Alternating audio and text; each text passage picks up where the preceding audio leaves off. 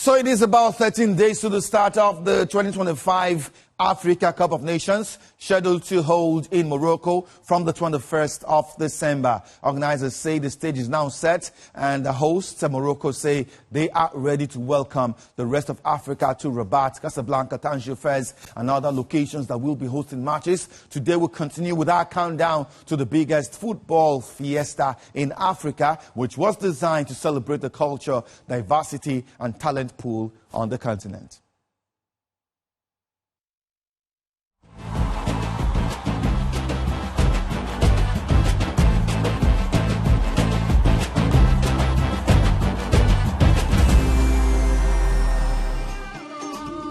Down to the Africa Cup of Nations, Morocco 2025. Our focus will be on Group D today, and this is what the group looks like in alphabetic order: Benin Republic, Botswana, DR Congo, and Senegal. But we all know that at the end of competition, this will not be the standing. And as far as pundits are concerned, this may be the final group standings. After the group matches are played, there are insinuations Senegal would dominate and top this group, followed by DR Congo and perhaps Benin Republic in third, and Botswana finishing bottom of the group. Adewale Adigun is a football writer. He's live on the show today.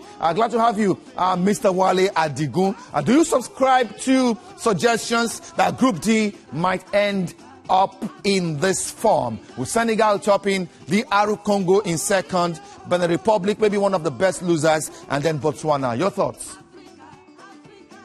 I mean, that's what the rule of thumb suggests, that Senegal are hot favorites, and DR Congo, who are one of my dark horses. Then Benin, who've got Gannett Raw, will finish in those first, second, and third places, while the Zebras of Botswana might have to be content with bottom. But, I mean, you never know.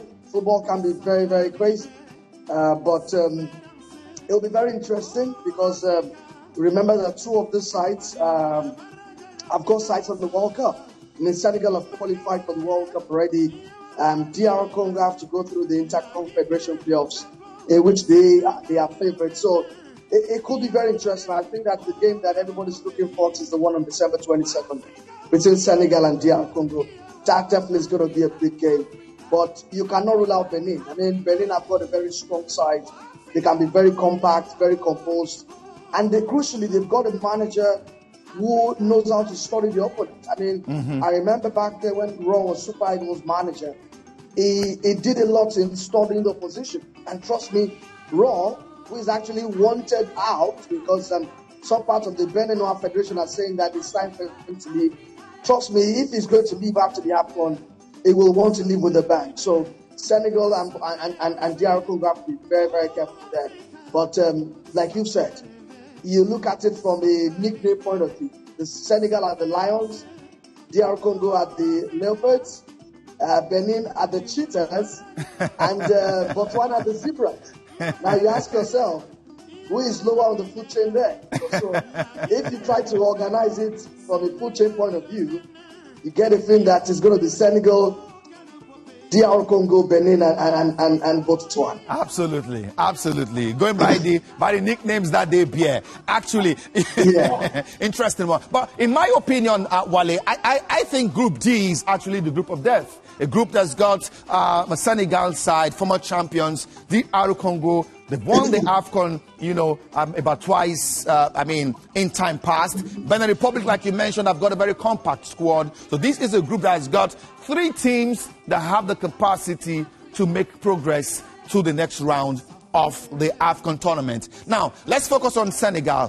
For those who do not know so much about Senegal, the capital is Dakar. They are in West Africa, and their currency is the West African franc. Official language is French. Population is just 18 million. Far below the population of Lagos State, Wale. Popular cities in Dakar are Dakar, the political capital. Touba, they call Touba the spiritual capital of Senegal. Thiès is where they do a lot of mining in Senegal. And St. Louis is that place that reminds Senegalese, of the slave trade era. it's a very historic place, St. Louis. All right, key players for Senegal will certainly be Sadio Mane. He's 33, and so many persons say age is really catching up with a former Liverpool player. Ismaila Sarr, very, very instrumental for the Senegalese team. And this man, Idrissa Gueye, who is 36, but still playing in the Premier League.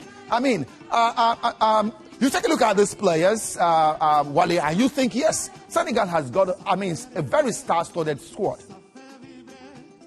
Oh, yeah, and they are trying to re-emerge because remember last time they won the AFCON with Aliou Cissé? We thought that was another generation, but the likes of, Sadio Mane have stayed back, still hanging around.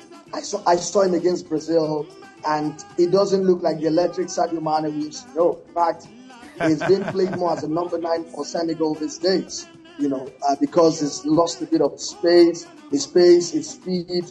But I think that if Senegal are going to do great things in Morocco, they will have to look further past Sadio Mane. And you've mentioned him already, Ismaila Sarr. His directness will be a threat to the opposition at AFCON. We've seen him at Crystal Palace. Fantastic player on his day. You look at, the back line as well. There's Kalidou Koulibaly. There's Pape Matar Sarr in midfield. I mean, Matar Sarr can be a box-to-box, but Idrissa Gueye is going to sit back and protect that back four. So it's a compact squad. It's a blend of what their future looks like and what their past. So the team they are trying to face. And interestingly, they've got a manager who has found a good blend, Pape Thiaw. I mean, Pape Thiaw has found a way to just ease into what Aliou Cissé has been doing. Although I thought Aliou Cissé's departure, I thought was a shock. It was needless because I thought he was doing great things. Maybe he didn't win the AFCON the second time of asking, but I thought he was doing a good job. So it's a very good squad. It's a young squad as well. Lamine Camara, one of the emerging talents from African football, also in that Senegal side. Trust me, after Morocco, when it comes to pure talent, in terms of the collective, you have to look towards Senegal. Absolutely. And it's a crack squad that they have there. And you forgot to mention Nicholas Jackson, the Chelsea player who is on loan to Bayern Munich. I mean, don't heavily criticize, but I can see you laughing, but I think Nicholas Jackson is a decent player. He is a decent player. Jackson was supposed to be a big thing for Senegalese football. Was supposed to be a big thing, but unfortunately, he's not been able to really get consistent. And I think this time he goes into AFCON more as a squad player rather than a mainstay of that. Okay, and talking about Senegal, this man will be on the saddle. Pape Thiaw, you mentioned him earlier. This is the man upon whose shoulders the Senegalese team will be resting upon. These are the biggest achievement for Senegal as far as the AFCON is concerned. 1965, they were 4th place. 1990, they finished in 4th place as well. 2002, they were runners-up. 2006, they finished in 4th place. 2017, quarterfinalists. 2019, they were runners-up. And 2021, they were champions when Cameroon hosted. The last 4 performances for Senegal: 2017 quarterfinals, 2019 runners-up, 2021 champions. 2016, they crashed out in the round of 16. They'll be hoping that that does not linger.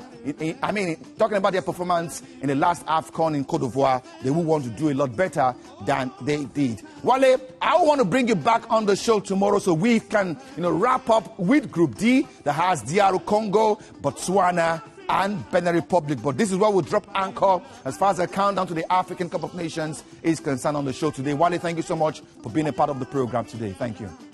Thanks for having me, Promise. All right, on AFCON Data, we'll continue with our countdown to the Africa Cup of Nations on TVC Sports Desk. But that will be the size of the show today. Many thanks for watching. I am Promise Foge. Bye-bye now.